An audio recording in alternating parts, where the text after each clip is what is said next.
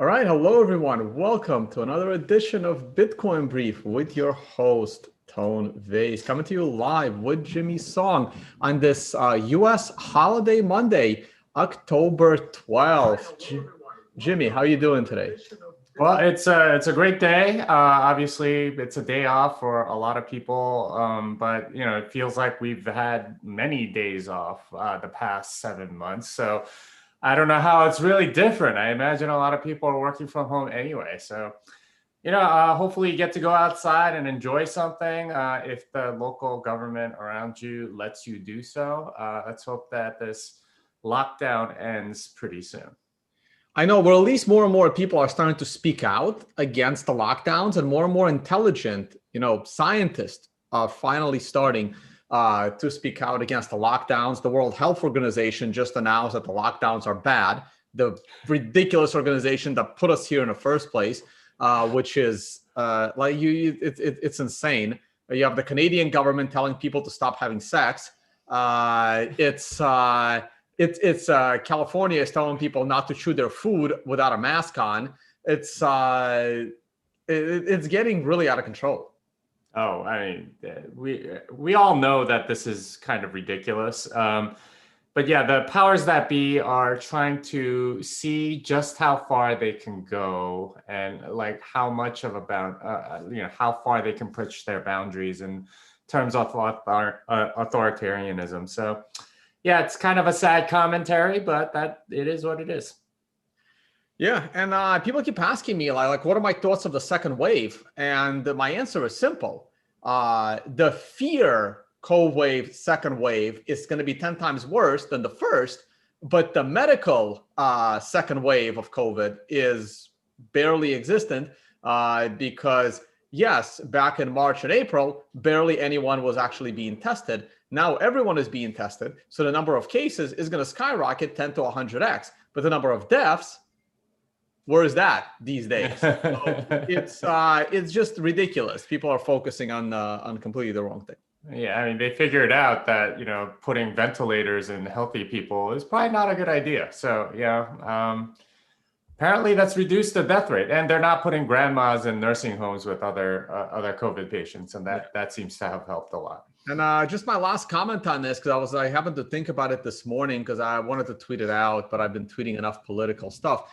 It's kind of like what the media is doing. It's almost like look, everyone knows I don't have kids, and Jimmy has a lot of kids. So Jimmy, when your young kids get sick, do you tell them that they're going to get better, or do you constantly tell them every hour that they're only going to get worse? This is what the media is doing to the human population, right?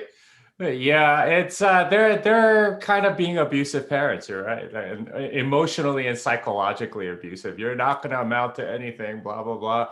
I mean, but this is the message that we've been hearing from them for a long time. We really need a change of media, and hopefully you and I are part of that vanguard. All right, let's get into some of the crypto news. A lot's going on. We're gonna stay away from the crazy legal side, which is getting out of control as well. We're gonna stick to the technology side on this episode. And Nick Carter came out with a nice article recently talking about public blockchain fee cyclicality.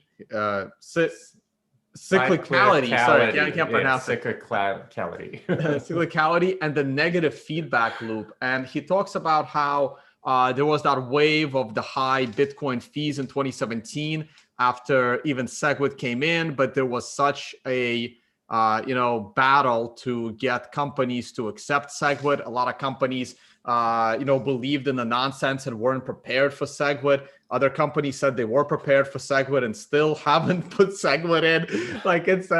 It basically got out of control. But at least in Bitcoin, it was fairly consistent. And right now, Bitcoin has been able to scale fairly well, even though a lot of us were hoping that Bitcoin would be more adopted by now as a medium of exchange. It's not a big deal that it hasn't been, but at the same time, I don't think Lightning is really ready for mass adoption yet. I still think Lightning needs a little more time, and I don't think there's anything necessarily wrong with that. You'd rather get it right and make sure everything is working well. But now we come to the Ethereum side of the same equation, and things are looking a little bit different over there because their plan to scale is magical. It's not actually in reality. They released whatever the hell level 0 is for a release of their Ethereum 2, and at some point Ethereum 2 completely crashed, I believe.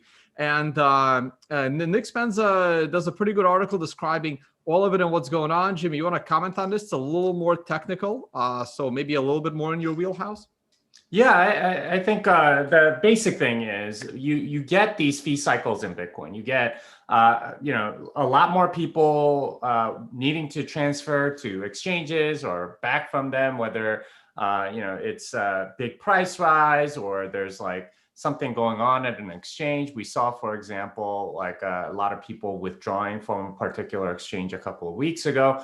But that tends to happen. But whenever that happens, there's fees get higher, and then companies and people and wallet developers, everybody is motivated to optimize a lot of these things. What you alluded to earlier is using SegWit is one of the many ways in which you can reduce fees. Batching is another big one that Coinbase, for example, didn't implement for a very long time. And that caused them to pay significant amounts in fees towards the end of 2017 until they finally fixed it. At which point, a lot of the block space was freed from their more efficient usage. But that's possible in Bitcoin in large part because the smart contracts or the scripts that Bitcoin uses are pretty much standardized. With Ethereum, that's not the case. All their smart contracts are all over the place, and they're sort of meant to be a platform where you can make all sorts of different smart contracts. Unlike sort of like the 2017 era, when pretty much everyone was running an ERC20 token and they were cookie cutter, and you basically inserted your name into an ERC20 token with the number of decimal places that you wanted and so on. This new wave of DeFi, they're all complex financial instruments. They're not cookie cutter. You can't really optimize them. They're not quote unquote like that batchable, if you will, or like you don't get like significant savings just by going and changing it to SegWit or something like that. It's very different, and they're not really optimizing for space in any case. That's not how they write their smart contracts. It's so perilous and so difficult to get right that they optimize much more for correctness if they can, and they still have lots of bugs and errors and things like that. So what ends up happening is that you have these spikes, and the fees just will continue to rise until basically a lot of these coins crash, at which point like it'll still be high, but there will be less interest in it, and over the long term fee pressure can be reduced. So, and right now, $16, $17 for an Ethereum transaction is completely normal. And this is from a coin that was saying, hey, if you're having to pay like 50 cents for a Bitcoin transaction, that's paying too much. This was, I think, Vitalik like 3 years ago or something like that. But that's how it is. It's basically squeezing out everybody that wants to do lower level transactions. It's basically only for whales at this point. And you kind of have to ask yourself, how's this different than the traditional financial system? I mean, they're doing complex derivatives and like really wacky stuff.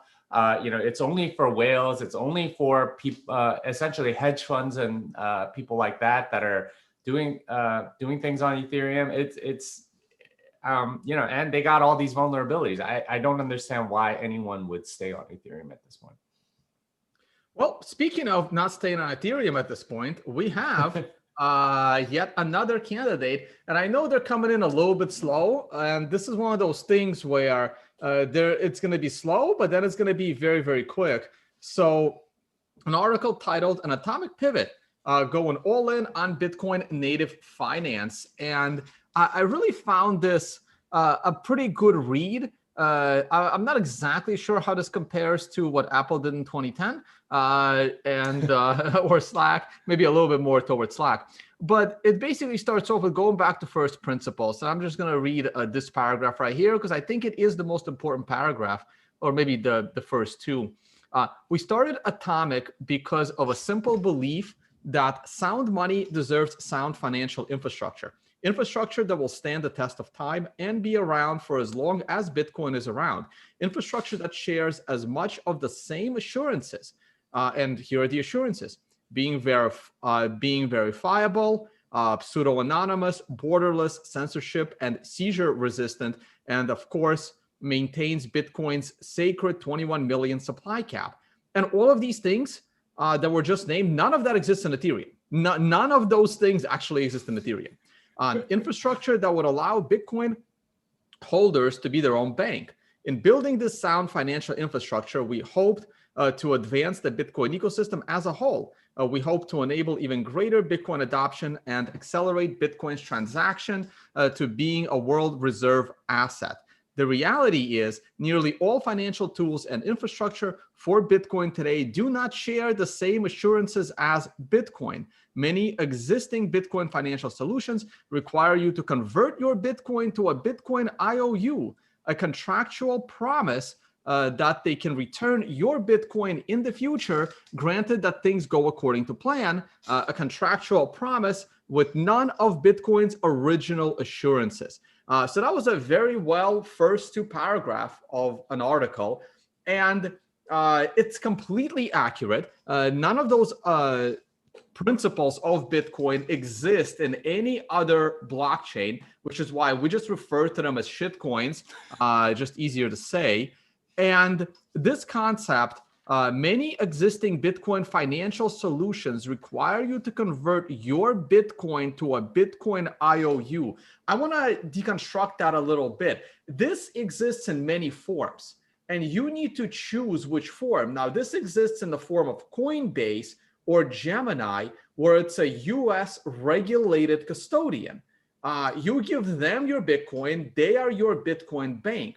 But this also exists in any other blockchain, in any other project in the crypto space. They want your Bitcoin to convert to their idea of what Bitcoin should be, whether that's Ethereum, whether that's Cardano, whether that's whatever else it is, Tron, you name them. Let's not talk about other cryptocurrencies here. We're talking about, projects that want to be either financial, the financial infrastructure, basically, not the currency. It's a little different if we're going to talk Litecoin and Monero. But anything outside of a straight current competitor of money, this is what you're looking at. If you decide to build on top of Ethereum, if you decide to build Ethereum itself, you basically want people to convert their Bitcoin to a Bitcoin IOU. In this case, the Bitcoin IOU is Ethereum. And a contractual promise that you can return your Bitcoin, or you can do better than Bitcoin in the future, granted that things go according to plan. And I really like the plan that Bitcoin has been putting together the last 10 years, because it's been carefully planned by very, very smart people, as I described in my decentralization article. And anyway, and the rest of this goes on to explain why they are going to be moving away from building on top of Ethereum, which I guess they used to do, and try to do everything they can to build on top of Bitcoin, which is a start. That's the start. It all starts with finding a way to build your project on top of Bitcoin. It does not mean you're not a scam if you're building on top of Bitcoin. What it means is you have figured out the proper way to build your project. And now we can talk about the merits of your project, whether it's useful, whether it's legit, whether it may or may not be a scam, whether it has a utility token that is needed, not needed. But it all begins with building on top of a sound on top of a sound layer, which is Bitcoin. All right, I'm handing it off to Jimmy from here. Yeah, so Atomic loans, they're now Atomic Finance. I've been talking to these guys for, I don't know, a while now, and it's been fun sort of watching them sort of slowly realize. And I've been telling them, hey guys, like, if you're gonna do anything with Bitcoin, you really need to be on Bitcoin. They came, there are a couple of guys out of Canada, and basically they got funded early by consensus. So I think they felt some obligation to at least try to make it work on Ethereum. But I've been pointing out to them, hey guys, like this is not a stable platform, and there are all these weaknesses, and they finally just kind of realized, okay, like we need to admit this reality and go forward based on that. And they have some they're very sharp guys. They have a product coming out pretty soon that's based on DLCs, and these are discrete log contracts. That was developed basically by Taj Jaija at MIT DCI, and it's a really cool idea. Basically, you can make bets of certain things based on a third party that doesn't know about your bet, basically, and they just give you the information about how the bet resolved and so on. So that's a very basic thing. But that's something that they're going to use DLCs for, to have something like an election bet or the price of Bitcoin or the price of Ethereum or whatever, and you can put that on chain and you lock those funds, and then whoever wins just gets them. It takes a lot of the guesswork out of some of these like personal bets, not like professional gambling kind of thing, but this is sort of a decentralized thing. That's the kind of product that they're going to build, and I'm excited about what they're doing. A couple of really sharp guys, and they know their stuff. I know, for example, that they have a Bitcoin improvement proposal out for some of this DLC stuff, and I'm excited about what they're doing. And they're absolutely right. Like DeFi and Ethereum, it's a tumbling house of cards. It's a crazy system to be building anything on, and they know this reality all too well. And this post sort of outlines almost exactly why it's so precarious to build anything on there, not just because of fees, but because of their platform, the engineering reality of having to build on something like that is just it's too much. And you can run scams on it, obviously, but if you're trying to build anything stable, it just doesn't work. Right, and thank you for all that comment. But towards the end, you said they're absolutely right. And I agree, they are absolutely right, but it took so long. Like the amount of abuse that this show has taken, World Crypto Network, where we were before this show, your show, and eventually people are starting to realize it. But for every one company that actually converts, there's like 3 others being suckered in to the nonsense of Ethereum. And what else can we do? Well, the thing is, most of those nonsense companies are not trying to build something real. They're wanting to pump and dump. That's it, and they have no incentive whatsoever to come over to Bitcoin. But these guys, they're actually trying to build a product that's useful to people, and they realize, okay, this isn't going to work on Ethereum, and unless like we create a token or something, and they don't want to do that. So that's like. Anyone that's legit will find their way to Bitcoin eventually. It might take them some time, but I think if you simply can't build on any of these other platforms because they're not decentralized, they're controlled, and it just doesn't work. Yeah, and people were in the comments because I didn't say that EOS is ridiculous. It is. It's no different. I can't remember them all. EOS, Tron, Cardano, Ethereum, BitShares, whatever next Dan Larimer is going to put out. They're all the same. They're all the same. The only difference between them is the level of centralization. And please go to tonevays.com to read about decentralization and what it means. All right, so let's move on. So we have another company. It's kind of weird that MicroStrategies beat Square to it because Square has been all about Bitcoin for years now. But I guess it took the MicroStrategies to announce that they bought a shit ton of Bitcoin. And Square says, you know what, we need to do the same. And they put only 1% of their cash reserves into Bitcoin, which was $50 million. So that means they have about $2 billion in cash. And they decided to put 50 million of that into Bitcoin. This, of course, I didn't check what they did to their stock, but it certainly helped pump Bitcoin, because when the news broke, everyone all of a sudden starts talking about Bitcoin again. Now, Jack Dorsey is the man responsible for this. And we've talked, I mean, our speech is going to be no different than what we talked about with MicroStrategies. And this will become really important for other companies. You can't have other companies out competing and being profitable based on the proper way to store your cash reserves. So any general comments on Square's decision, Jimmy?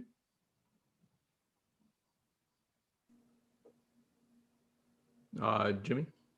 Yeah, sorry, I my computer went off for a second. Yeah, my bad. No, just general comments. I mean, I just described Square, and this is going to be a story we're going to be covering. This is going to be the bullish story that never goes away. Just like every week we can cover another country talking about a central bank digital currency, and our answer for the last 5 years has been the same. It's no different than the current digital currency of any country or central bank. And this is going to be, I believe, this is the future of this show. Which company buys Bitcoin next?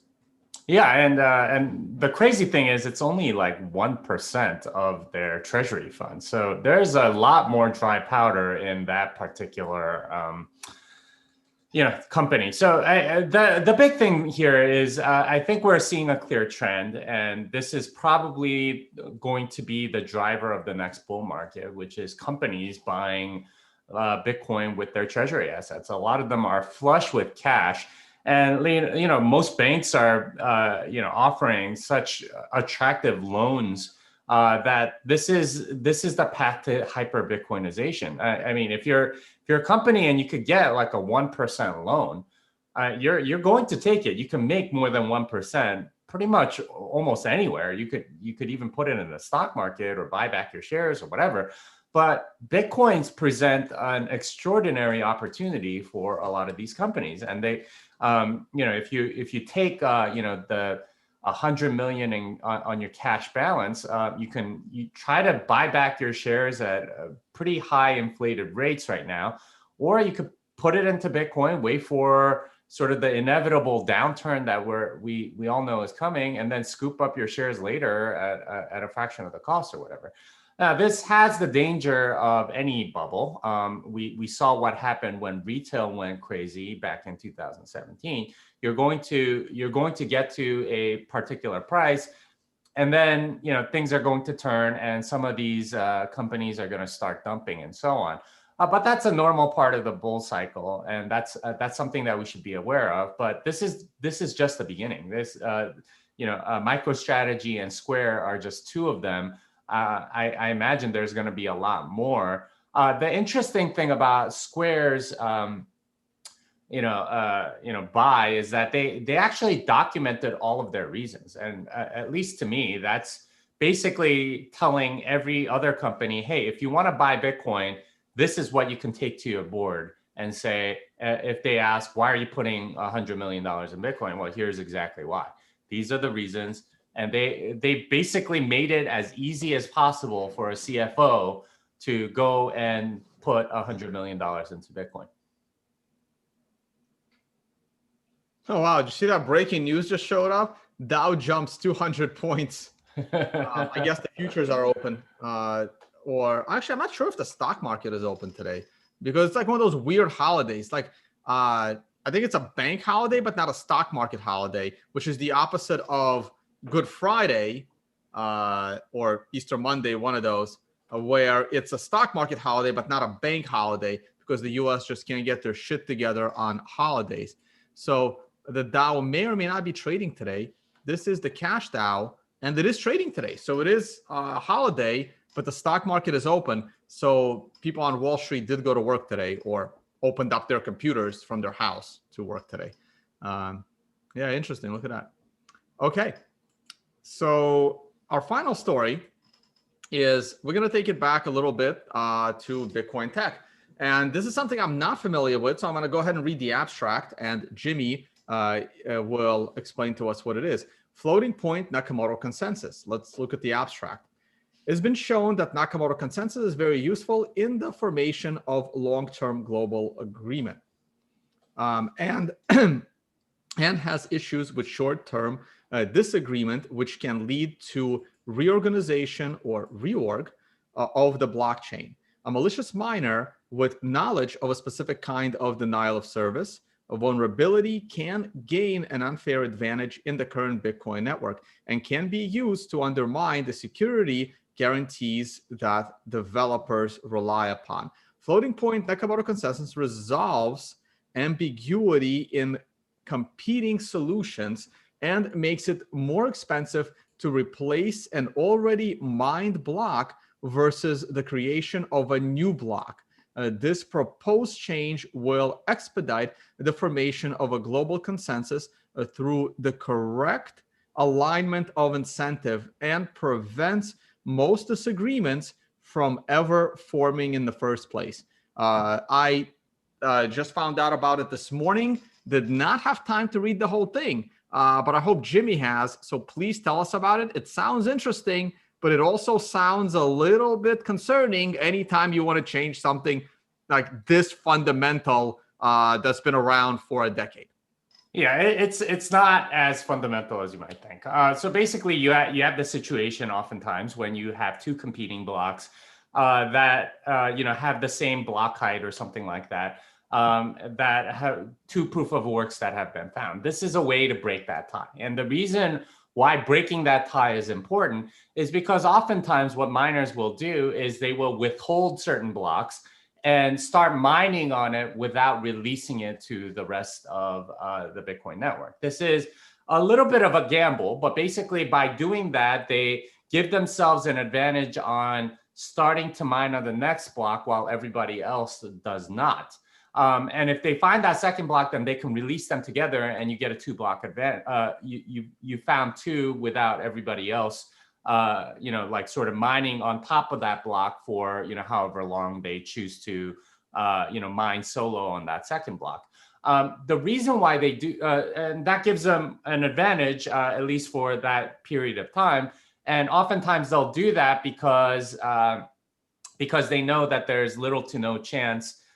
Even if somebody finds another block, they can release right away and have a decent chance at still getting the mining reward from that and not being outcompeted and so on. So what this attempts to address is this tie situation. When you have the same block height, how do you decide which one which block to take? And the traditional way, or the way that the Bitcoin client does it, is you keep both, and whichever gets longer, you keep that one. That's how it works, and that's worked fine, except it makes this mining scenario possible, which is where they withhold blocks, and it becomes this like optimum where you hold for a certain number of seconds before you release it to the public. So that you get that advantage over everybody else.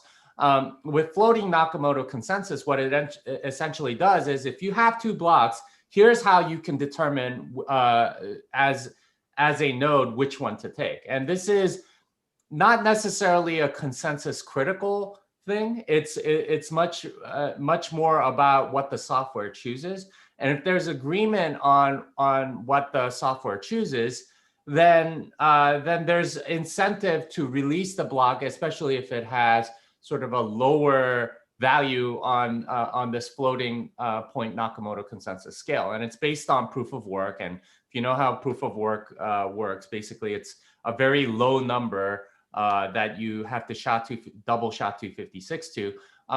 The lower the number, the better the floating point number ends up being. And a higher floating point number is better, and that's what will be taken. So that's what this paper outlines. Now there are lots of considerations, and the Bitcoin mailing list has been discussing all of the possibilities and drawbacks and so on. But it is aimed to solve a very particular problem of miners withholding blocks from the rest of the network. Wait, so I'm sorry. So I'm actually a little confused as to how it does it. I don't know if you want to. Okay. Yeah. So if you scroll down, Okay. I'll show you the illustration that they give is pretty good. So go down. All right. So here. What do I have to click I, on? Because I don't see any illustration. yeah. Sorry. Go up. Go up. Yeah. Go up. I was looking for a chart or a graph. Yeah. There. Stop. All right. Go down. Go down. Yeah. There we go. Okay. So. This is, let us suppose that 2 or more valid solutions will be proposed for the same block. So here's the hash, and it starts with a bunch of zeros because that's how proof of work works. There are 19 zeros. The remaining hash, starts with that. And this is computed in a floating point, and that gives you a score of 1.847. Essentially, the number is fairly is pretty good. You get what's called a fitness score, and then you have something else. The next one that's built on the same block, maybe happens at the exact same time, something like that. And it also has 19 prefix zeros, but it has it starts with 28 and ends in C2, and it has a fitness score of 1.282. So the idea is that the 1.847 is better than 1.282. And that's, I guess, it's kind of, I guess I might have been wrong about the previous one. I thought the lower one would get a better score. I guess it's actually kind of like Price is Right, closest to the proof of work without going over, or something like that. So basically, it's 1.847 is the current highest value. So if it's a lower value solution, then you can just sort of reject it. So if you already have one and you have a lower one, then you can just look at the header and just reject the entire block and not go through all of that validation. So that's another benefit of doing this, is that when you have competing blocks, the entire block has to be validated along with the proof of work. And if you have one that is already better, then you can just sort of not bother computing the rest of it and not take up system resources and so on.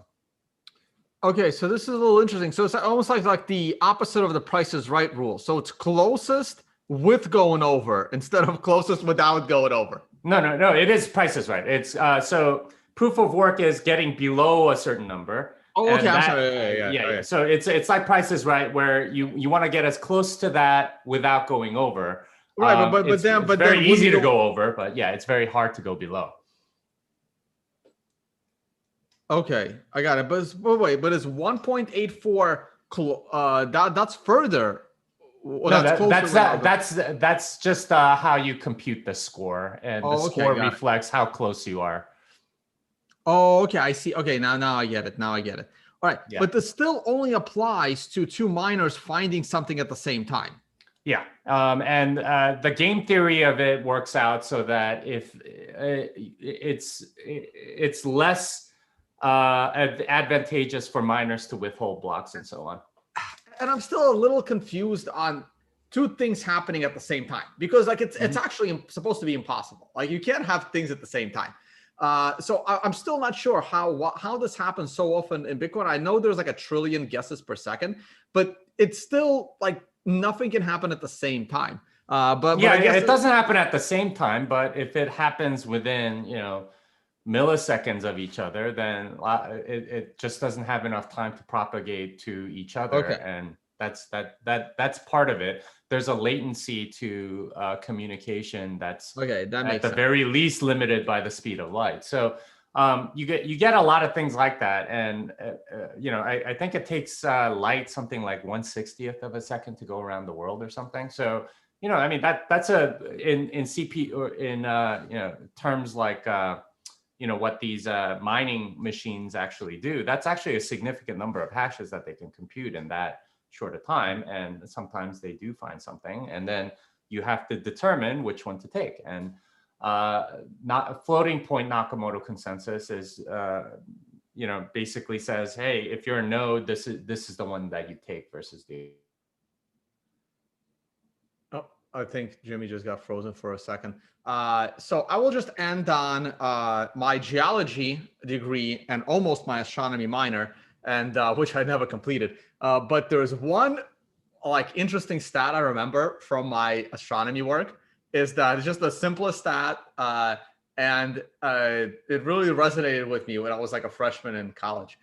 Is that it takes 8 minutes for the light from our sun to hit Earth. So that means if the sun ever explodes, you have 8 minutes to live, basically. Is that what was the stat? I never fact check it. So we have about 300 people watching, so you can go ahead and fact check me. All right. So unfortunately, we lost Jimmy, but let's welcome Christine back to the show. Sorry you missed the show this morning, but let's chat for a little bit. How are you? Good. Thanks. Yes, it's been a busy week with news, with everything going on in Bitcoin, regulatory frameworks, et cetera. So very exciting stuff. And you have big news for us. Well, yeah, big news for you. It might be sad news for us. Yes, I have sad news, or good news and bad news, as it were. Oh, Jimmy's back. Yeah, sorry about that. My computer keeps shutting off. I'm gonna have to figure out what the hell's going on with it. Go ahead. So the good news is that I am going to be the anchor of a media company, and I'll be able to cover Bitcoin in more depth and go into the headlines more than ever before. And I'm really excited to go into the community and really unearth those stories as the industry progresses. But the bad news is I cannot be on the show anymore. So I'm going to miss being on the morning briefs, and but it's been fun. I mean, I think for all of us, this is just a fun hobby and a way to talk about our passion, which is Bitcoin and cryptocurrencies. So we'll continue on doing that, but in other forums. But you know, I love being here. I love being with Tone, with Jimmy, and talking to you guys. So I'll definitely miss it. People are saying in the live chat, don't go to CNN. No, we want her at CNN so that they can actually understand something, maybe even about Bitcoin. Well, we are very happy for you, Christine. Glad you got the job. I actually didn't know it was going to be, you were going to be covering the Bitcoin space. So that's great. Hope you being on the show actually helped get that gig. So I'm very excited about that. Yeah, for sure. Yeah, well, when I first heard about this job, I thought, well, this sounds like me. It sounds like everything I want to do and want to cover. And so they happen to feel the same way. So, yeah. So I guess I'll start in a couple of days, and you'll see some subtle changes to my Twitter. So follow me at Christine News. And eventually, slowly, we'll see a launch, and you'll see some changes, and you'll hear about it. All right, awesome. So go ahead and follow Christine, guys, on Twitter, Christine News. She will be covering Bitcoin for an actual accredited news media somewhere. Well, we were pretty much done with the stories. Jimmy, you want to talk about the mempool for a little bit? I gotta pull up. Hang out with us, Christine. You have a few more minutes. Technically, you have a few more days. I need to get the link to that. What was that? Mempool.space. Yeah, mempool.space. My bad, guys. All right, let me go back to screen share real quick so we can finish that up. And price popped right as we were about to start the show. So, wait, what about? Something's weird. I don't want to share screen. I want to share application. I guess I can share my screen, but I didn't really want to share my. Something's weird. Tone's having laptop problems again. No, but this wasn't a problem like an hour ago when we. So what happened? I don't know. I'm having computer trouble too, so I shouldn't talk. But no, this was like a Zoom issue. I mean, there's no way they changed something on me in the middle. Let me hold on.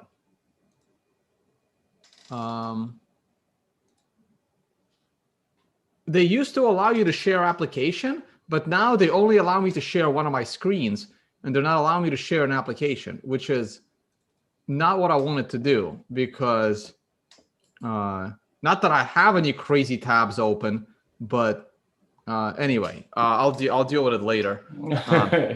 You could go to the graph tab on the top, the third one. Yeah, that one. Right, because like the only differences between sharing application and sharing screen is like basically you get those tabs at the top, which not a big deal. I don't have anything open, but still. Yeah, go to the 1 week, please, and we will talk about it. All right. So as you can see, everything cleared over the weekend, and we're starting. Last week was actually kind of bad during the week, and the week before was even worse. But basically, if you were willing to wait for the weekend, everything clears, and that's been the case for many weeks now. And as you can see, about an hour ago, we started getting a lot more transactions into the mempool. This is generally the BitMEX, dump of transactions. I think maybe some other companies might also, release some transactions at that time. I don't know why they would, but that might be the case as well. There's a lot of transactions in the mempool at the moment. So if you want to get in on the next block, you're going to have to spend around 50 sats per byte. But if you're willing to wait until this evening, you could probably get in. I'm going to guess at around 6 to 8 sats per byte overnight. And if you're willing to wait for the weekend, it'll probably clear at 1 sat per byte. So entirely up to you, but lower time preference will usually pay off. All right. Thanks for that, Jimmy. And I'm gonna go ahead and take a look at the price. Unless you want to say anything else, Christine. Yeah, why are things going up right now? Yeah, you know what? I actually don't know, but let's go back to screen share. Well, if the stock market's popping, that would be the explanation, no? Yeah. I'm still very confused on what happened to with put up with in the screen sharing thing. Anyway, I'm not gonna mess with it on live air. It's fine. All right, now we can only see like a small portion. There we go. It's good now. Yeah. So here we are. This is the Bitcoin weekly chart, and the Bitcoin weekly chart had its first very critical level broken. That was around 11,000, and we quickly popped to 11,500, which was expected. And I pointed out on the 4-hour chart a while back that once we break this $10,900 area, there is a very high probability we will move fairly quickly to the upside, and we did. We dropped a little bit earlier today, but then popped and made a new swing high. That new swing high was above 11,500, and we are right now just under 11,500. This 11,500 is an area of resistance. Now, the weekly scale is, at the moment, pretty damn bullish. We can also look at the oscillators, and they will probably look bullish as well. The break of this green line in the RSI will make Bitcoin more bullish. The MACD, which has been bearish, is about to cross over, and if next week is an up week, that goes bullish again, and the CMF has been bullish for a while. The one caution flag I have to throw out there is the daily chart. The daily chart is giving you an MRI warning. By the way, I taught the MRI workshop this past weekend. We are making light edits to the video now, and that video will be available for those that have used the prior indicator in the, sort of. Anyway, you have to be in the group chats, but you have access to the MRI, and I made the video for it with the workshop. So the daily chart of the MRI is throwing up a big caution flag saying that, hey, we are overheated. I use these green stars to indicate a potential trend change to the upside here. Obviously, it did not happen here, and we were coming right off an MRI top. This is different. This broke out of the symmetric triangle, and that's a big move. We moved over $1,000. We moved about 10% in a matter of 6 days. So today or tomorrow is a potential top. I don't like for this top to be today because we are so close to the price that we were at on the 10th of October. The more likely outcome is one more pop to the upside to get us a little closer to the $12,000 area, and then a pullback. How big would that pullback be? It could be all the way down to the breakout area. The breakout area to me was the 10,900. So at the moment, I do see a little more upside over the next 24 to 48 hours, topping us somewhere in that 11.7, 11.8 range, maybe as close as 12. I can certainly see we just moved about $300 in a matter of hours. If I turn this into a 1 hour chart, in 3 hours, Bitcoin moved $350. I don't see why it can't do this one more time at some point over the next, say, 48 hours. So I can certainly see that happening, and that takes us very close to that $12,000 area. And then from there, I believe I will trust the MRI that sometime in the next 48 hours, there will be a local top, giving Bitcoin a bit of a pullback down to that $11,000 vicinity. And if 11,000 can hold as support, which it certainly could, because now there is a lot of support there, especially off of these prior swing highs. I should turn that into a different color, say blue. And that is very good support. That is actually even higher than that $11,000 area. So I can lower that down. That is more like it. That's exactly 11,000. But that becomes very clean support. And I don't believe this fall this morning was enough of a pullback. And it was very, very short in time. So that's what I'm eyeing right now. A move closer to 12, then a pullback closer to 11. And then if we can bounce off of this 11 sometime in October, then I honestly see no reason why this weekly can't swing and make a new closing high this year. I don't know if we can make a new swing high. It's possible. We can go above 14K this year on the swing. We got about 3 months to go, a little less than that, 2.5 months to go. But I can easily envision a new weekly closing high. And in order to do that, all we got to do is close above 12,000. And that gives us a new weekly closing high. So that's what I am eyeing in Bitcoin. Real quick, let's look at the GBTC premium. And that is sitting there at 13%, definitely higher than it was at the end of September when it was down to like 6-7%. And now Bitcoin is, of course, also rising. Is it too late to FOMO in? I'm going to lean to yes. Again, looking at the MRI, if you're going to jump in on a bullish trade, the time to do it was the breakout of the triangle. I know I was also a little cautious. The breakout of the triangle and the beginning of the MRI trend, not at the end. This is the time to be a little cautious and take your profit. If you have not gotten in yet, and there was a question very early on in the chat saying, is it too late to buy Bitcoin? It's never too late to buy Bitcoin. Look at Jack Dorsey, who just bought $50 million worth of Bitcoin. And my answer has never changed. The best time to buy Bitcoin is yesterday. It has always been yesterday. The first time anyone bought Bitcoin, the better time for them to buy it would have always been the day before.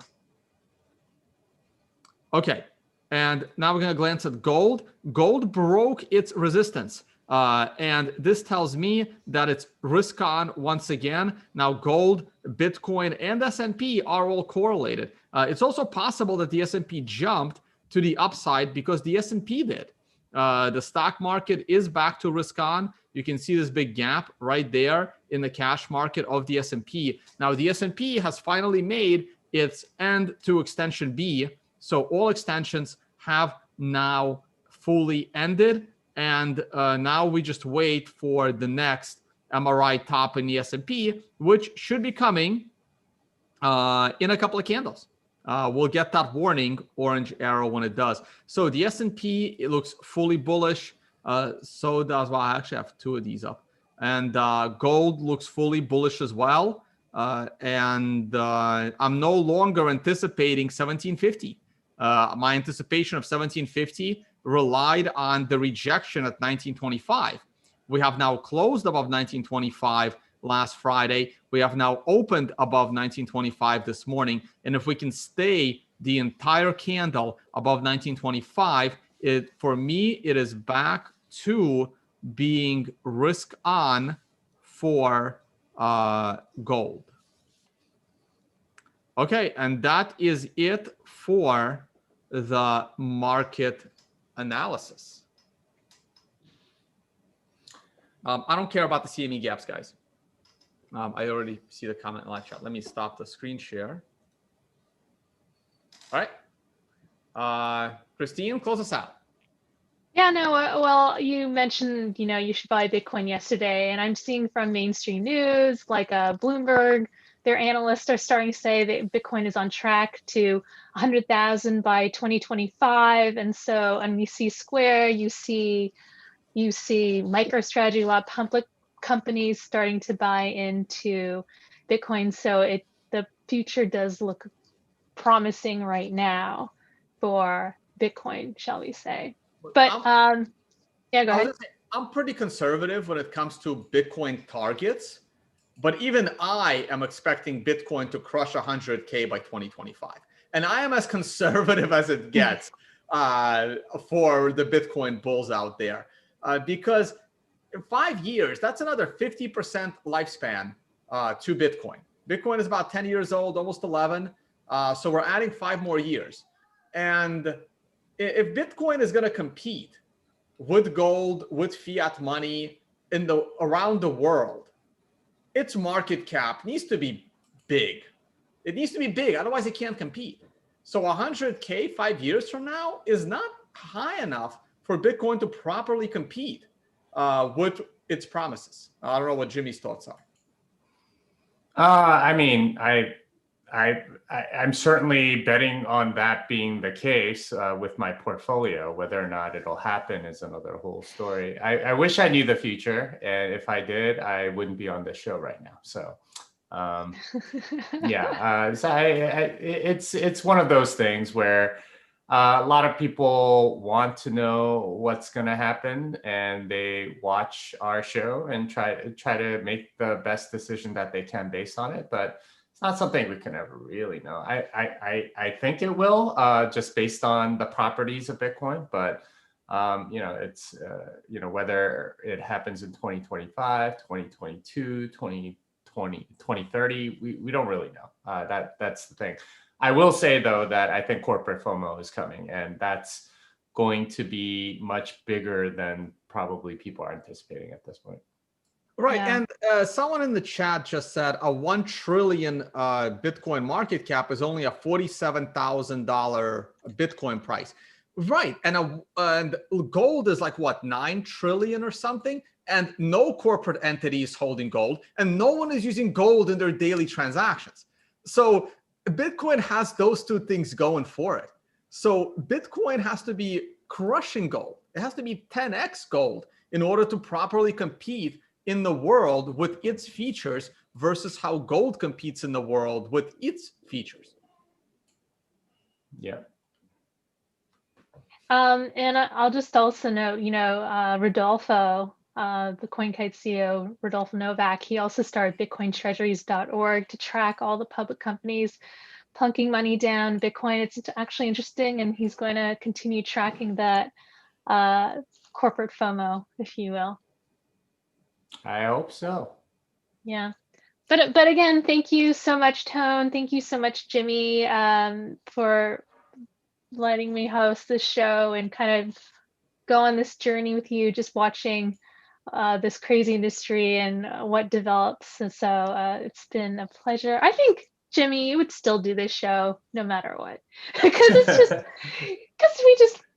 it's just fun to talk about Bitcoin and see where it goes. And yeah. Well, So question for you, Christine. Did your new corporate masters watch this show to see whether or not like you said anything crazy, or maybe even evaluate it to see if you'd be a good fit for their program?